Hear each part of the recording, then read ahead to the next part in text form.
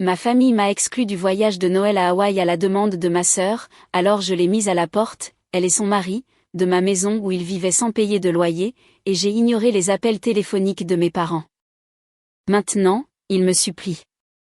C'était un chaud après-midi de juillet lorsque je suis arrivée en voiture chez mes parents pour les vacances d'été après 3 ans d'université. Ces visites étaient tombées dans une routine prévisible, les étreintes exagérément enthousiastes de maman, les tapes maladroites de papa dans le dos et les interminables questions sur mes études qui ne parvenaient jamais à dissimuler leur désintérêt. Louisa, ma chérie, appela maman depuis le porche. Tu arrives juste à temps pour le dîner. Et devine qui vient ? Je n'avais pas besoin de deviner. Jennifer, ma sœur aînée, et son mari Marco, avaient pris l'habitude de se montrer chaque fois que j'étais à la maison, comme s'ils avaient besoin de rappeler à tout le monde leur success story. Effectivement, 2 heures plus tard, nous étions tous assis autour de la table de la salle à manger. Maman avait sorti sa nappe des grandes occasions, celle avec la délicate bordure en dentelle qui ne voyait la lumière du jour que lorsque Jennifer était de passage. Alors, annonça Jennifer en posant sa fourchette avec cette touche théâtrale qui la caractérisait. Marco et moi avons une grande nouvelle. Tout le monde retint son souffle pendant que ma sœur faisait une de ses pauses dramatiques typiques. À 32 ans, Jennifer avait toujours été la favorite de la famille, la fille parfaite avec le travail parfait en marketing numérique, le mari parfait qui était comptable, et la vie parfaite qu'elle ne manquait jamais d'étaler à chaque réunion de famille à laquelle nous assistions. Nous avons tous les deux été promus, s'exclama-t-elle, me jetant un coup d'œil pour s'assurer que je prêtais attention au nouveau chapitre de son apparente supériorité. Et pour fêter ça, nous organisons un voyage familial de Noël à Hawaï, tous frais payés par nous. Mes parents éclatèrent en applaudissements et en félicitations comme s'ils venaient d'annoncer le remède à une maladie grave plutôt que de simples vacances. Hawaï! S'exclama maman. J'ai toujours rêvé d'y aller pour Noël. C'est le moins que nous puissions faire, dit Marco avec ce sourire condescendant qui me faisait toujours grincer des dents, surtout si l'on considère qu'on nous a permis de vivre dans la maison de Louisa depuis 1 an.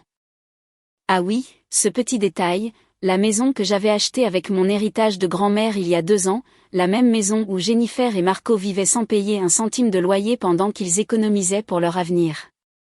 Un avenir qui incluait apparemment des voyages à Hawaï, mais pas de payer pour leur propre toit. Et quand a lieu ce grand voyage ?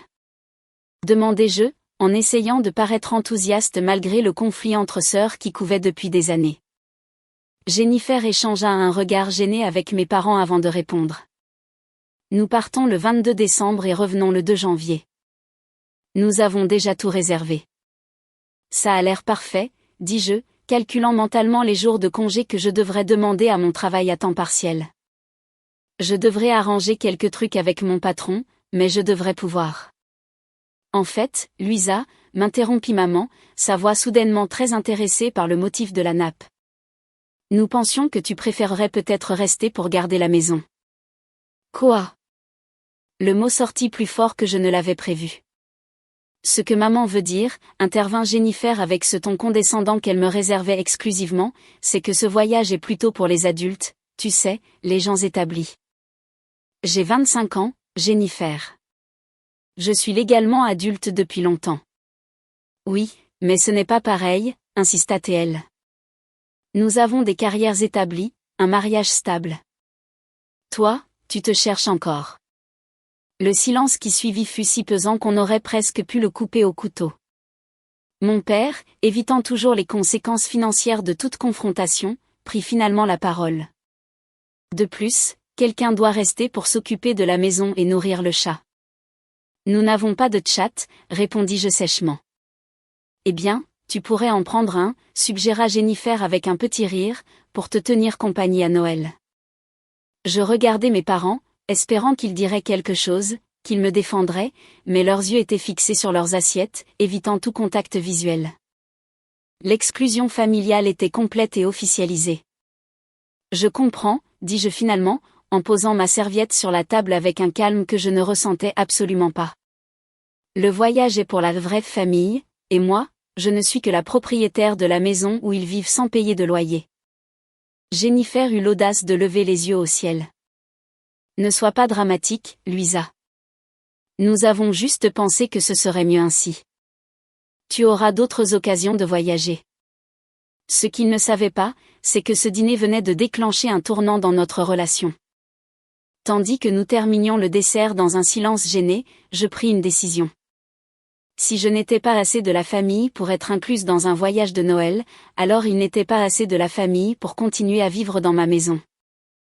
Je souris cordialement et posai une question sur le gâteau. Parfois, les meilleures vengeances se servent froides, surtout lorsqu'il s'agit de conséquences financières et de conflits entre sœurs.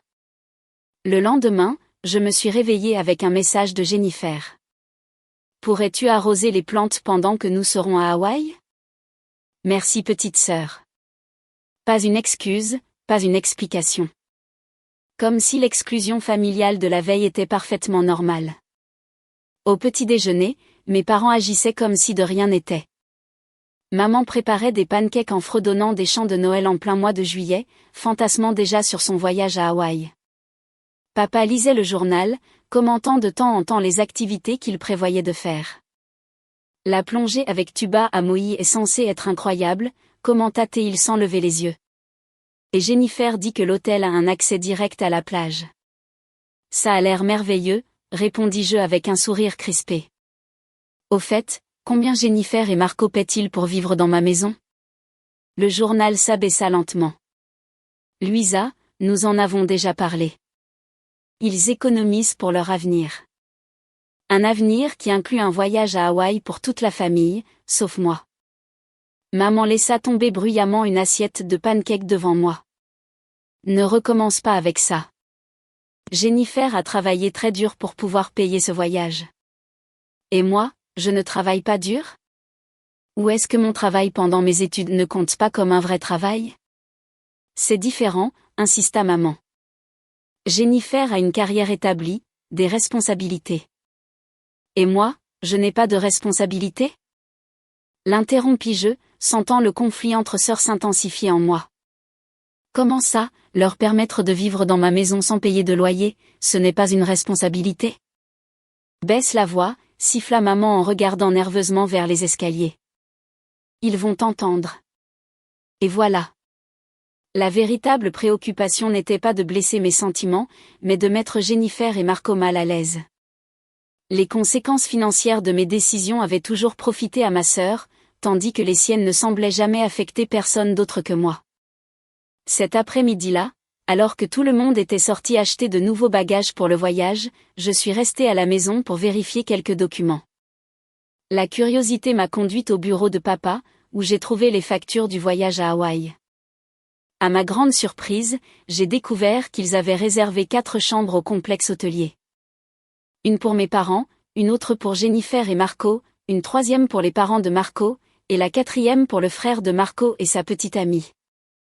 Le frère de Marco, que je connaissais à peine, avait été invité alors que moi, la fille et la sœur, avaient été exclus. L'exclusion familiale n'était pas due à un manque de place ou de budget, mais à un choix délibéré.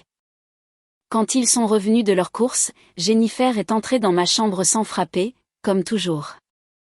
J'ai besoin de te demander une faveur, annonça-t-elle, laissant tomber plusieurs sacs de boutiques de luxe sur mon lit.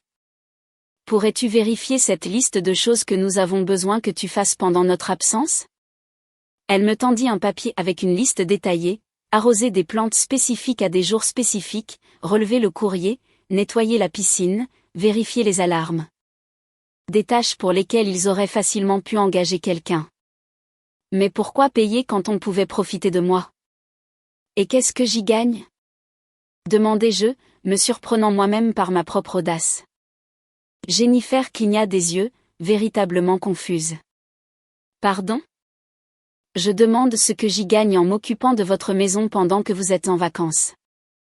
C'est ta maison aussi, répondit-elle, bien que nous sachions toutes les deux qu'elle ne la traitait jamais comme telle. Ah, ça l'est? Parce qu'il y a un instant, tu parlais de « notre maison », mais quand tu as besoin de quelque chose, c'est soudainement ma maison aussi.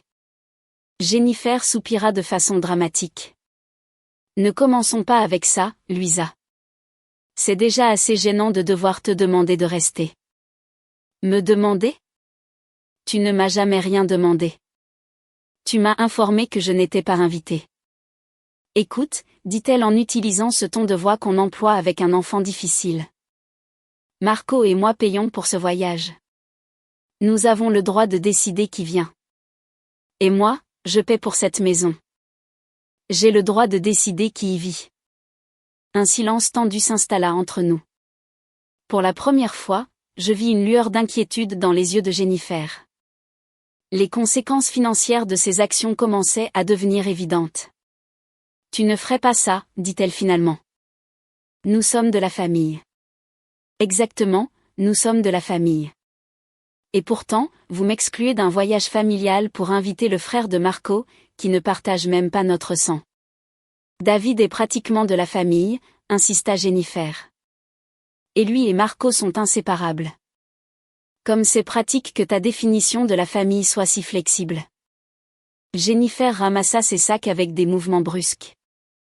Je vais en parler à maman et papa. Tu es complètement irrationnel. Après son départ, j'ai vérifié mon titre de propriété et les termes de l'accord verbal que j'avais établi avec Jennifer et Marco lorsqu'ils avaient emménagé, temporairement, il y a 1 an.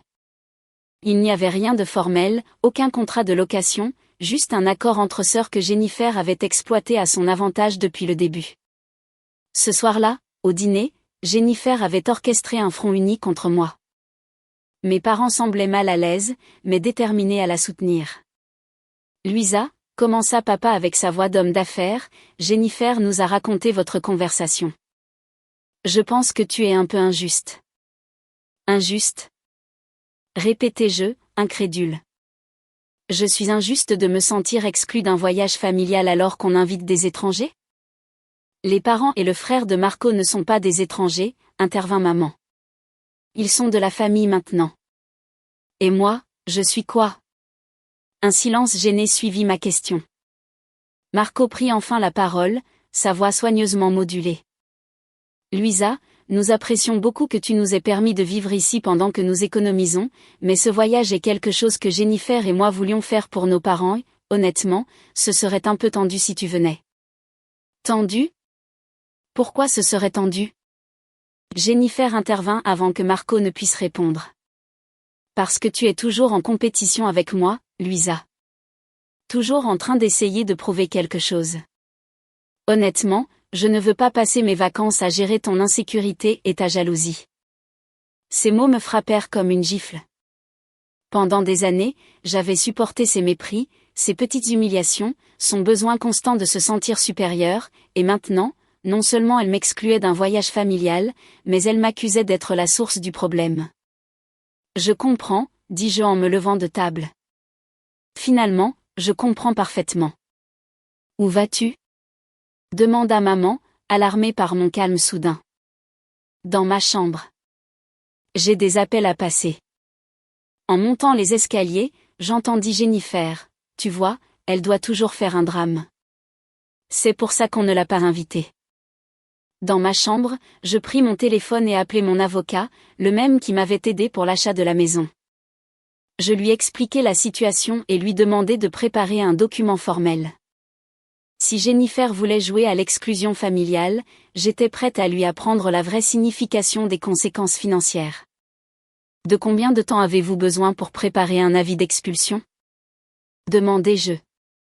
La réponse fut une douce musique à mes oreilles. Je peux l'avoir prêt pour demain. Le lendemain matin arriva avec un calme apparent. Je pris mon petit déjeuner seul, car le reste de la famille était parti tôt pour, selon la note sur le réfrigérateur, finaliser les détails du voyage. L'exclusion familiale se poursuivait même dans les préparatifs. À midi, la sonnette retentit. C'était Miguel, mon avocat, une enveloppe Kraft à la main. Voilà, Luisa, tout est en ordre, dit-il en me remettant le document. Ils ont 30 jours à compter de la notification officielle.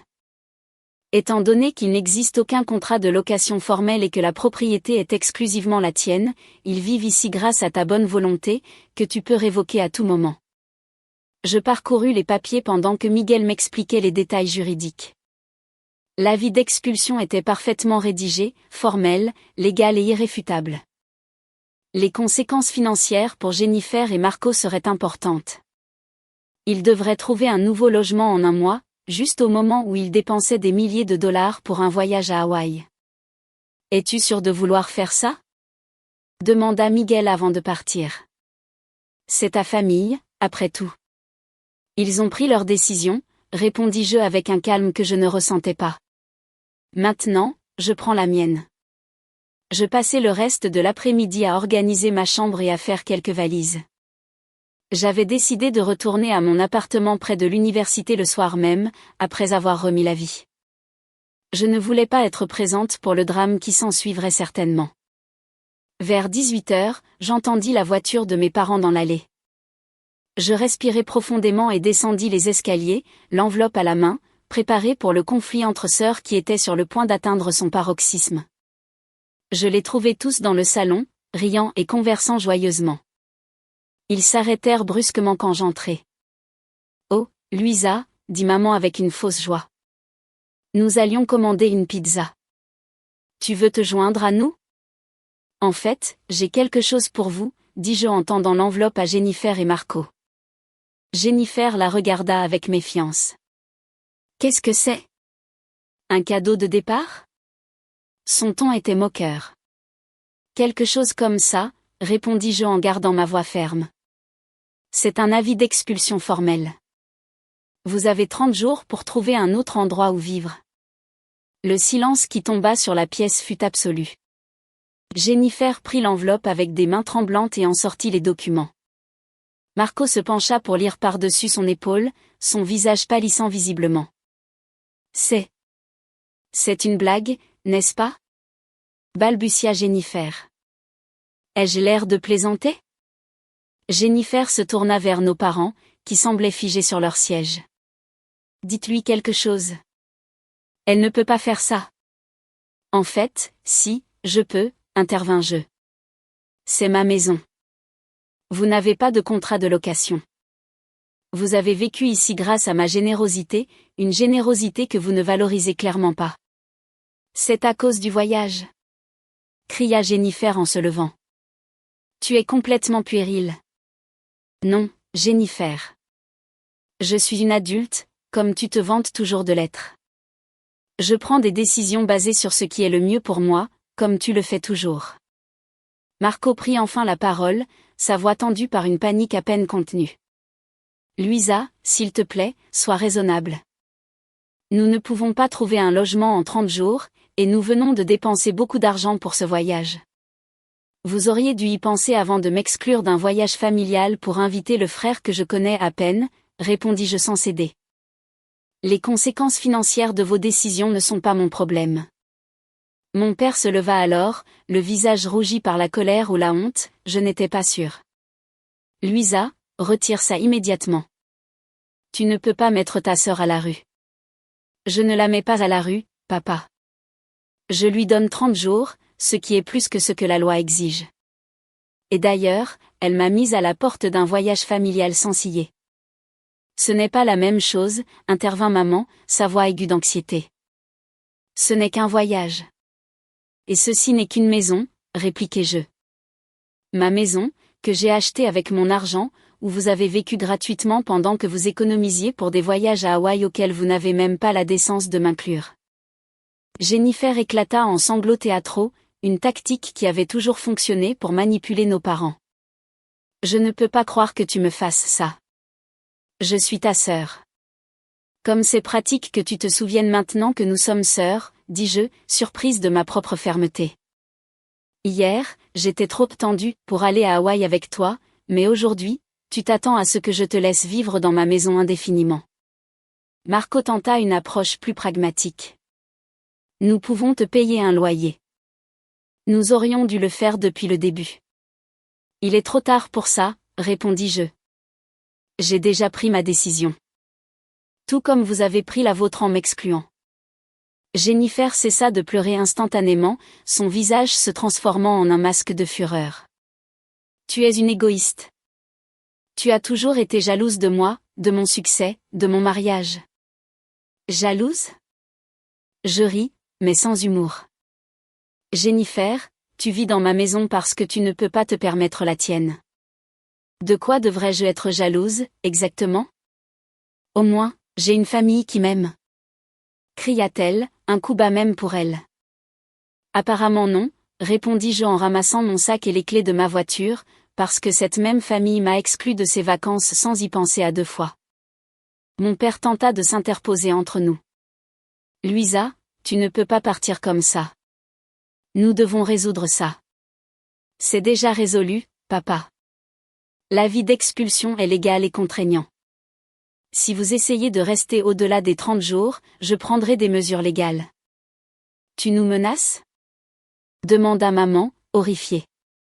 Non, je vous informe de mes droits en tant que propriétaire. Tout comme vous m'avez informé que je n'étais pas la bienvenue au voyage familial. Jennifer jeta les papiers par terre dans un accès de rage. Très bien, nous partirons. Mais ne t'attends pas à ce que les choses redeviennent comme avant entre nous. Je ne m'y suis jamais attendue, répondis-je calmement. En fait, j'espère qu'elles seront meilleures, avec des limites claires et un respect mutuel, ce qui a clairement manqué jusqu'à présent. Je pris ma valise, que j'avais stratégiquement laissée près de la porte, et me dirigeai vers la sortie. Où vas-tu ? Demanda ma mère, sa voix brisée entre la colère et l'inquiétude. À mon appartement. Je reviendrai pour m'assurer que vous respectez le délai d'expulsion. Alors que je marchais vers ma voiture, j'entendis Jennifer crier depuis la porte. Tu regretteras ça, Louisa. On ne traite pas sa famille comme ça. Je démarrai le moteur et baissai la vitre pour lui répondre une dernière fois. C'est exactement ce que j'ai pensé quand vous avez décidé de m'exclure d'Hawaï. Et sur ce, je suis parti, laissant derrière moi le chaos que j'avais déclenché et sentant pour la première fois depuis longtemps que j'avais repris le contrôle de ma vie et de ma dignité. Le trajet vers mon appartement fut surréaliste. Un mélange d'adrénaline et d'anxiété me tenait en alerte tandis que la réalité de ce que je venais de faire s'installait. J'avais affronté ma famille, en particulier Jennifer, et j'avais établi une limite ferme. Les conséquences financières pour eux seraient considérables, mais je ne me sentais plus responsable de résoudre leurs problèmes. Le lendemain matin, mon téléphone explosa de notifications, appels manqués de mes parents, SMS furieux de Jennifer, et même un email étonnamment formel de Marco demandant une réunion pour discuter de termes alternatifs. J'ai ignoré chacun d'entre eux. Au lieu de répondre, j'ai contacté Miguel pour l'informer de la remise de l'avis et lui ai demandé de gérer toute communication légale à partir de maintenant. Le conflit entre sœurs avait atteint un point de non-retour, et j'avais besoin de distance émotionnelle. Il n'arrête pas d'appeler, m'informa Miguel 3 jours plus tard. Ton père a tenté d'argumenter qu'il existe un accord verbal leur permettant de rester indéfiniment. Je lui ai expliqué que même si un tel accord existait, ce qu'ils ne peuvent pas prouver, la loi favorise le propriétaire dans ces circonstances. Qu'ont-ils dit à ça ? Demandai-je, imaginant l'indignation de Jennifer. Ton beau-frère a semblé comprendre. Ta sœur. Eh bien, elle a menacé d'intenter un procès pour préjudice moral. Je n'ai pas pu m'empêcher de rire. Typique de Jennifer. A-t-elle un quelconque fondement ? Absolument aucun, confirma Miguel. C'est juste une tactique pour t'effrayer. Une semaine après la confrontation, j'ai reçu un message inattendu de Charlotte, la meilleure amie de Jennifer depuis l'université. Nous n'avions jamais été proches, mais elle avait toujours été gentille avec moi. Louisa, je sais que ce n'est pas ma place, mais je pense que tu devrais savoir ce qui se passe. Jennifer a diffusé une version très déformée des faits auprès de nos amis et de notre famille. Elle dit que tu la mets à la porte par pure méchanceté et que tu as toujours essayé de saboter son bonheur par jalousie. Beaucoup la croient, mais je te connais assez pour douter de sa version. Je voulais juste te prévenir. L'exclusion familiale s'étendait maintenant à des cercles sociaux plus larges. Jennifer faisait ce qu'elle faisait toujours, manipuler le récit pour se poser en victime. J'ai décidé qu'il était temps de prendre des mesures supplémentaires. Cet après-midi-là, j'ai rédigé un email détaillé et l'ai envoyé aux membres clés de notre famille élargie, oncles, tantes, cousins, et quelques amis proches de la famille. Ce n'était pas mon style de laver notre linge sale en public, mais je n'allais pas non plus laisser Jennifer détruire ma réputation avec des mensonges. Dans l'email, j'ai calmement expliqué la situation, comment j'avais acheté la maison avec mon héritage, Comment Jennifer et Marco y vivaient sans payer de loyer depuis plus d'1 an, comment ils avaient organisé un voyage familial en m'excluant délibérément pour inviter d'autres personnes, et enfin, comment j'avais décidé d'exercer mes droits de propriétaire après ce dernier affront. Je ne cherche pas à ce que vous preniez parti, ai-je conclu dans l'email. Je veux seulement que vous connaissiez tous les faits avant de vous forger une opinion. Cette situation est douloureuse pour toutes les personnes impliquées, mais je crois fermement que l'établissement de limites saines est nécessaire pour des relations familiales fonctionnelles. La réponse fut immédiate et surprenante. Ma tante Elena, la sœur de ma mère et toujours proche de Jennifer, fut la première à répondre. Chère Louisa, je n'avais aucune idée que la situation était telle. Ta mère m'a raconté une version très différente. J'apprécie ton honnêteté et je pense que tu as fait preuve d'une patience admirable jusqu'à présent. Je suis toujours là si tu as besoin de parler. D'autres membres de la famille ont répondu de manière similaire, beaucoup exprimant leur surprise face à la générosité dont j'avais fait preuve en laissant Jennifer et Marco vivre dans ma maison sans compensation. 2 semaines après l'avis d'expulsion, mes parents se sont présentés sans prévenir à mon appartement. Je ne les ai pas invités à entrer, choisissant de parler dans le couloir. Louisa, ça a été trop loin, commença papa, sa voix plus douce que ce à quoi je m'attendais. Jennifer et Marco sont vraiment désespérés. Ils ne trouvent pas de logement convenable en si peu de temps, surtout avec le voyage à Hawaï déjà payé. Ils pourraient annuler le voyage, suggérai-je. Utiliser cet argent pour la caution d'un appartement. Ils ne peuvent pas faire ça, s'exclama maman. Ils perdraient des milliers de dollars. Les conséquences financières de leur décision ne sont pas mon problème, répétai-je, la phrase devenue mon mantra. Ils ont choisi de dépenser pour un voyage plutôt que de sécuriser leur logement. C'était leur décision d'adulte. N'y a-t-il aucun moyen que tu reconsidères ? Demanda papa. Peut-être prolonger le délai jusqu'après le voyage ? Pourquoi devrais-je leur faire cette faveur alors qu'ils n'ont pas hésité à m'exclure ? Maman se mit à pleurer, un spectacle qui m'aurait fait céder auparavant. Je ne reconnais pas la personne que tu es devenue, Louisa. Tu es si froide, si calculatrice. Non, maman. Je me valorise enfin. Il y a une grande différence. Qu'est-il arrivé à la gentille petite fille qui faisait toujours passer les autres en premier ? Insista-t-elle entre 2 sanglots. Cette petite fille en a eu marre d'être la seule à donner sans rien recevoir en retour, répondis-je avec un calme qui me surprit même moi-même. Cette petite fille a grandi et a appris que le respect ne se mendie pas. Il s'exige. Après leur départ, avec des promesses que ce n'était pas fini, j'ai reçu un message de Marco.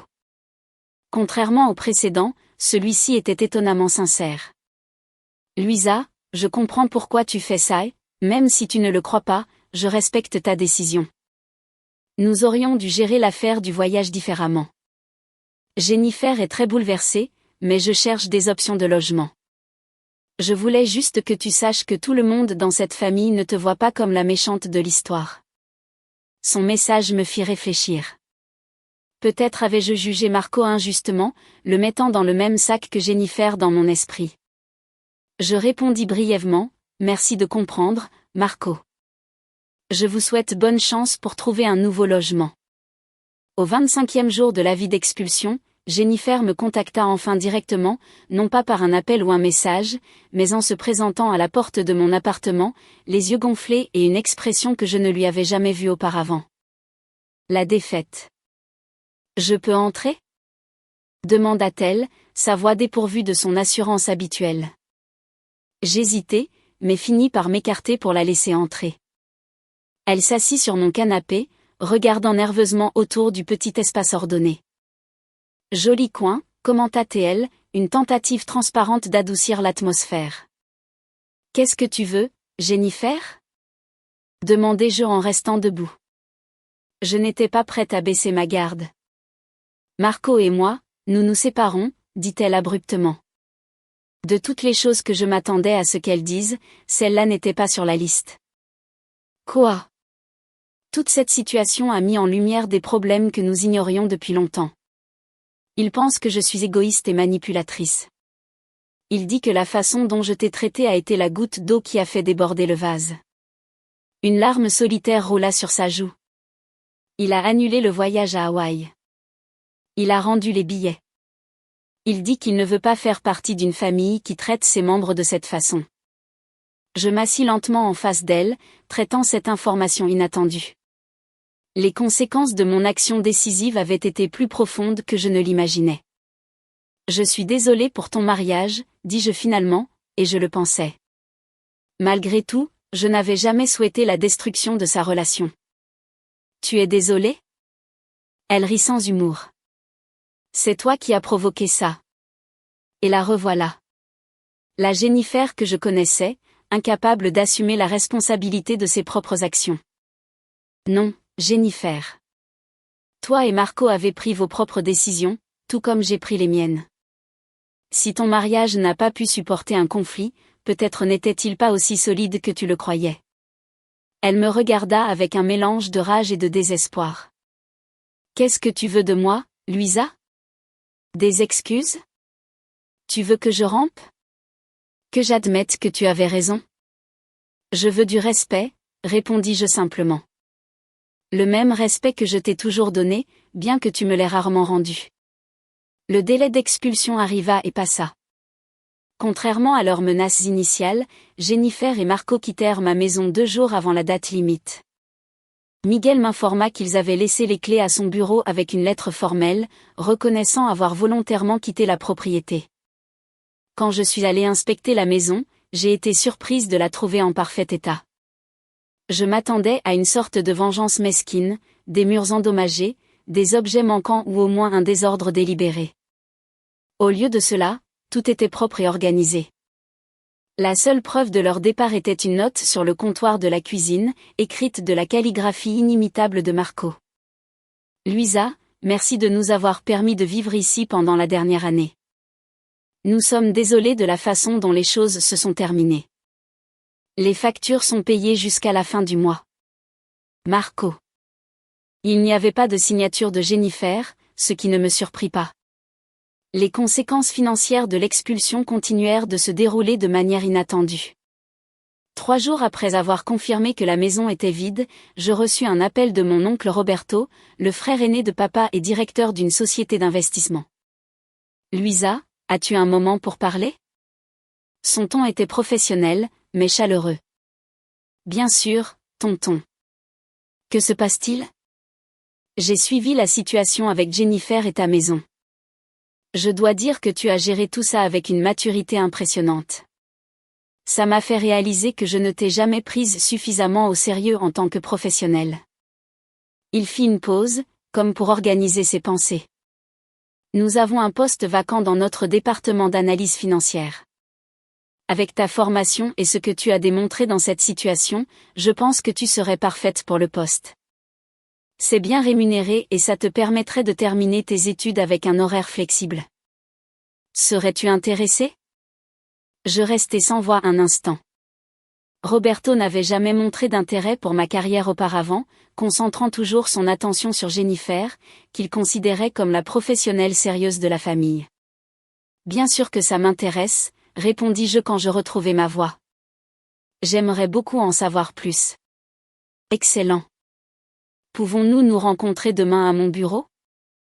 Alors que je traitais cette opportunité inattendue, une autre conséquence du conflit entre sœurs se déroulait sur les réseaux sociaux. Jennifer, toujours active sur Instagram et Facebook, était restée étonnamment silencieuse depuis l'expulsion. Son silence prit fin avec une publication qui me laissa bouche bée. Parfois, la vie vous donne des leçons difficiles sur la valeur de la famille et les conséquences de nos actions. J'ai appris à mes dépens que traiter mal ceux qui vous aiment a un prix. Je travaille pour devenir une meilleure personne et réparer les ponts que j'ai brûlés. Croissance, apprentissage, réflexion. L'exclusion familiale qu'elle m'avait imposée s'était maintenant transformée en sa propre exclusion sociale. À en juger par les commentaires, il était temps que tu reconnaisses tes erreurs. J'ai toujours trouvé injuste la façon dont tu traitais ta sœur. Le karma existe, Jennifer. La semaine suivante, mes parents rompirent enfin leur silence avec un SMS commun.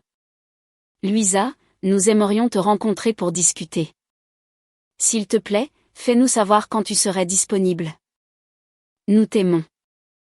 J'acceptais de les retrouver dans un café neutre, pas encore prêtes pour l'intimité d'une réunion chez l'un ou l'autre. Quand j'arrivais, ils étaient déjà assis à une table à l'écart. Maman avait les yeux rouges comme si elle avait pleuré, et papa semblait avoir vieilli de plusieurs années en seulement un mois. Merci d'être venu, commença papa après que nous ayons commandé nos cafés. Nous savons que tu n'avais aucune obligation de le faire. Je vous écoute, répondis-je, en gardant un ton neutre. Maman prit une profonde inspiration. D'abord, nous voulons nous excuser. La façon dont nous avons géré l'affaire du voyage à Hawaï était complètement inappropriée. Nous n'aurions jamais dû t'exclure, et encore moins laisser Jennifer prendre cette décision pour nous. Nous nous sommes laissés emporter par son enthousiasme, continua papa. Elle a toujours été persuasive, mais ce n'est pas une excuse. Nous aurions dû te défendre. Et pour l'expulsion, ajouta maman, bien que ça nous ait pris par surprise, nous comprenons maintenant que tu avais tout à fait le droit de le faire. C'était ta propriété depuis le début, et Jennifer et Marco ont abusé de ta générosité. Leurs mots semblaient sincères, mais je sentais encore une résistance à les accepter complètement. Trop de fois dans le passé, ils avaient fait des promesses de changement qui ne duraient pas plus d'une semaine. Nous apprécions que tu aies été si ferme, continua papa, me surprenant. Cette situation nous a tous fait réfléchir à la façon dont nous t'avons traité au fil des ans. Et quelle conclusion avez-vous tiré de cette réflexion ? Demandai-je, véritablement curieuse. Mes parents échangèrent un regard gêné avant que maman ne réponde. Que nous t'avons toujours prise pour acquise. Que nous avons permis à Jennifer de t'éclipser et de te traiter comme une inférieure, alors qu'en réalité, tu as prouvé être bien plus responsable et attentionné. Le voyage à Hawaï est officiellement annulé, ajouta papa. Marco a rendu les billets et a reçu un remboursement partiel. Franchement, nous n'avions plus le cœur d'y aller après tout ce qui s'est passé. Je pris une gorgée de mon café, traitant leurs paroles. Et comment va Jennifer avec tout ça ? Un autre regard gêné entre eux. Jennifer et Marco sont séparés temporairement, expliqua maman avec prudence. Il reste chez ses parents et elle. Eh bien, elle a emménagé dans un appartement assez petit. C'est tout ce qu'elle peut se permettre maintenant. Les conséquences financières de mes actions avaient profondément affecté la vie de ma sœur. Une partie de moi ressentait une certaine satisfaction, mais une autre s'inquiétait sincèrement pour elle. Nous ne voulions pas te raconter ça par téléphone, continua papa, mais des vérités ont émergé que nous pensons que tu dois connaître. Quel genre de vérité ? Demandai-je, soudainement alerte. Quand Jennifer et Marco ont commencé à faire leur carton, nous avons trouvé des documents dans leur chambre, expliqua papa lentement. Apparemment, ils vivaient dans ta maison non pas parce qu'ils ne pouvaient pas se permettre un autre logement, mais parce qu'ils économisaient pour acheter une propriété d'investissement à Miami. Une propriété d'investissement ? Répétai-je, incrédule. Un condominium en bord de mer, confirma maman. Ils avaient déjà versé un acompte considérable. L'argent qu'ils économisaient en ne payant pas de loyer allait directement dans ce fonds. La révélation me laissa sans voix un instant. Pendant tout ce temps, alors que je m'inquiétais de les aider, ils avaient accumulé de l'argent pour un investissement de luxe. Ce n'est pas tout, continua papa, sa voix maintenant tendue. Le voyage à Hawaï. Jennifer nous a dit qu'elle et Marco paieraient tout, mais nous avons découvert qu'ils n'avaient payé que les billets d'avion.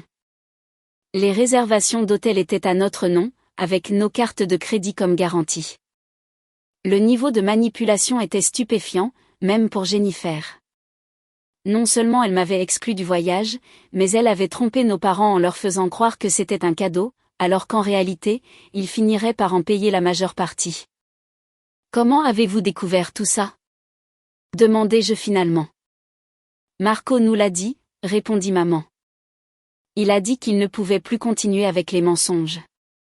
Il semble que ton action décisive l'ait fait reconsidérer beaucoup de choses dans son mariage avec Jennifer. La conversation dura près de 2 heures. Mes parents me mirent au courant de tous les événements des dernières semaines, comment la famille élargie avait changé sa perception de Jennifer après avoir appris la vérité, comment certains amis s'étaient éloignés d'elle en découvrant ses manipulations, et comment elle luttait pour s'adapter à sa nouvelle réalité financière sans le coussin que ma maison lui offrait. Avant de nous séparer, papa me posa une question qu'il avait manifestement du mal à formuler. Penses-tu qu'un jour tu pourras nous pardonner, Luisa? Penses-tu que notre famille peut se remettre de ça? Je regardais mes parents. Je les regardais vraiment, voyant pour la première fois à quel point ils étaient vulnérables et faillibles. Ils n'étaient pas les êtres omnipotents que j'avais imaginés dans mon enfance, mais des personnes imparfaites qui avaient commis des erreurs. Le pardon ne se fait pas du jour au lendemain, répondis-je honnêtement, mais je crois que nous faisons les premiers pas dans la bonne direction. Une semaine plus tard, je reçus un message inattendu de Jennifer. Pouvons-nous nous voir?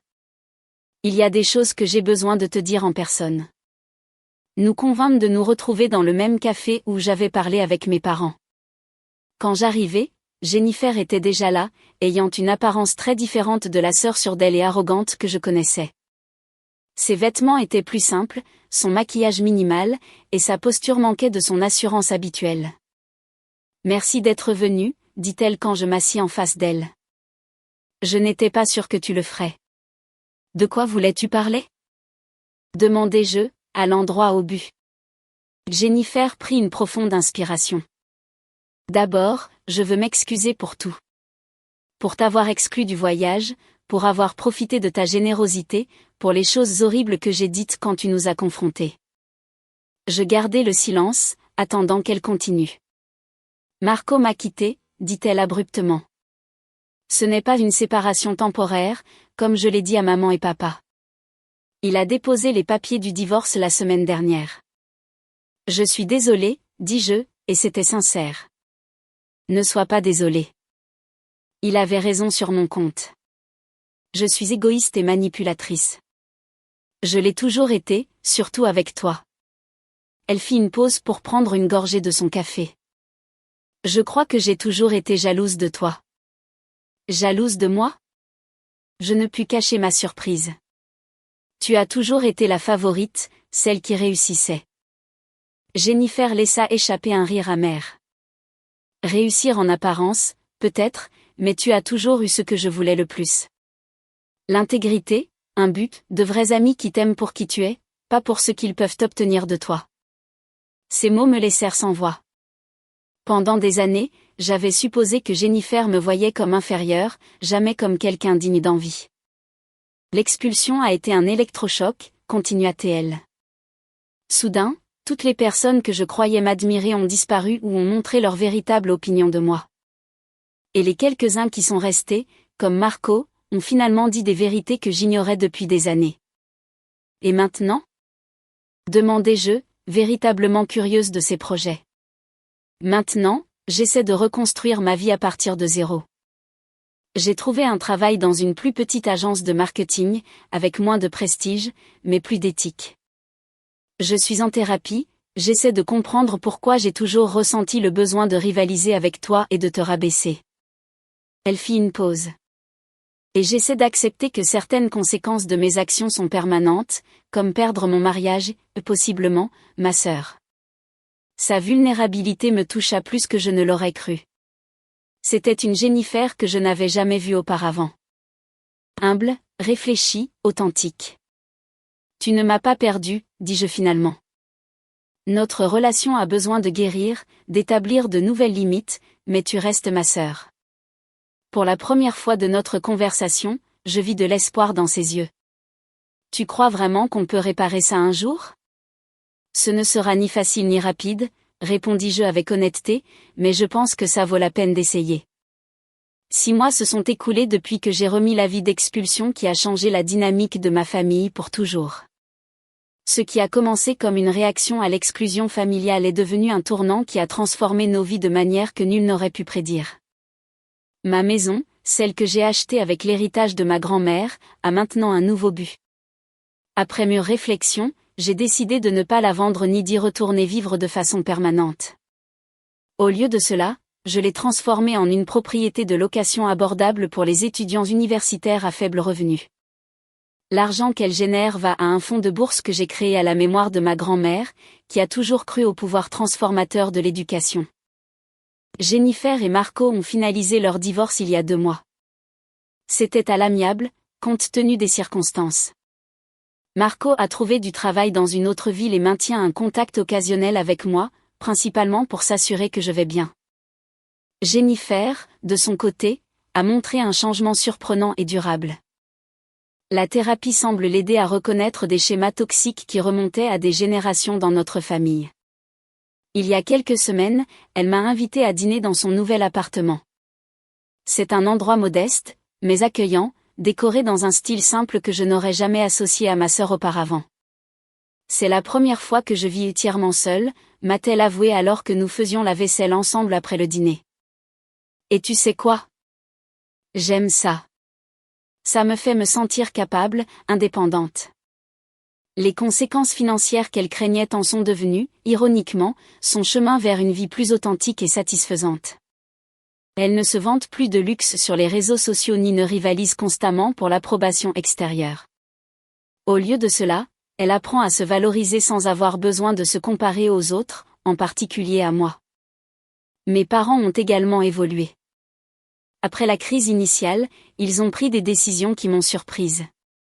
Papa a pris une retraite anticipée de son travail stressant et consacre maintenant son temps à enseigner la menuiserie dans un centre communautaire, quelque chose qu'il avait toujours voulu faire. Maman est devenue plus indépendante et affirmée. Elle a même lancé une petite entreprise de pâtisserie qui connaît un succès modéré mais constant. Le voyage à Hawaï qui a déclenché tout le conflit n'a jamais eu lieu, mais quelque chose de mieux a pris sa place. Pour Noël, j'ai organisé une réunion de famille dans un chalet à la montagne. Rien de luxueux, mais avec tout le nécessaire pour se reconnecter sincèrement, une cheminée, des jeux de société, de longues promenades dans la neige et des conversations honnêtes jusqu'à tard dans la nuit. Jennifer est arrivée avec une certaine appréhension, clairement nerveuse quant à la façon dont elle serait accueillie par le reste de la famille. À ma grande surprise, c'est maman qui l'a accueillie avec une étreinte chaleureuse et des mots d'encouragement. Nous apprenons et grandissons tous, lui a-t-elle dit. Ce Noël est un nouveau départ. Pendant ces vacances, nous avons eu des conversations que nous aurions jugées impossibles 1 an plus tôt. Nous avons parlé de vieilles blessures, de schémas néfastes et d'attentes non exprimées. Il y a eu des larmes, quelques discussions animées, mais aussi des rires et des moments de connexion authentique que nous n'avions pas connus depuis des années, peut-être jamais. Une nuit, alors que tout le monde dormait, Jennifer et moi sommes restés éveillés devant la cheminée, partageant une bouteille de vin et des souvenirs d'enfance. Tu sais ce qui est le plus ironique? Dit-elle en regardant les braises. J'ai toujours pensé que j'avais besoin de toutes ces choses extérieures, la maison parfaite, le mari qui réussit, les vacances de luxe pour être heureuse. Et maintenant que j'ai perdu tout ça, je me sens plus en paix que jamais. Tu n'as pas tout perdu, lui ai-je rappelé. Tu nous as, nous, ta famille. Elle me regarda avec un mélange de gratitude et d'étonnement. Après la façon dont je t'ai traité, dont nous t'avons exclu du voyage. Comment peux-tu me pardonner si facilement? Ça n'a pas été facile, ai-je admis. Et le pardon est un processus, pas un événement. Nous sommes encore en chemin. L'acceptation de mes parents concernant mon travail avec mon oncle Roberto a été une autre surprise positive. Au départ, je craignais qu'ils ne voient mon succès professionnel comme une autre raison de nous comparer, Jennifer et moi, perpétuant le conflit entre sœurs. Au lieu de cela, ils ont montré un intérêt sincère pour ma carrière, célébrant mes réussites sans ressentir le besoin de la mentionner dans chaque conversation. Quant à moi, l'expérience d'affronter ma famille et d'établir des limites claires m'a profondément transformée. Je ne suis plus la personne qui baisse la tête et accepte n'importe quel traitement pour maintenir la paix. J'ai appris que le véritable amour inclut le respect mutuel et que parfois, les confrontations les plus difficiles sont précisément celles qui mènent aux relations les plus saines. La semaine dernière, Jennifer m'a surprise avec une visite inattendue à mon bureau. Elle portait un petit paquet enveloppé dans du papier simple. C'est un cadeau d'anniversaire en retard, a-t-elle expliqué. Je sais que ça ne remplace pas le voyage dont nous t'avons exclu, mais...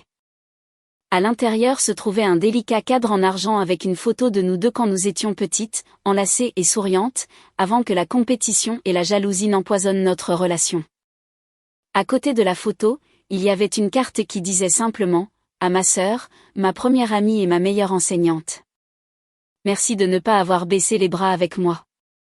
Ce petit geste m'a confirmé ce que je commençais déjà à croire, des cendres de notre pire crise familiale avait émergé la possibilité de relations plus authentiques et satisfaisantes.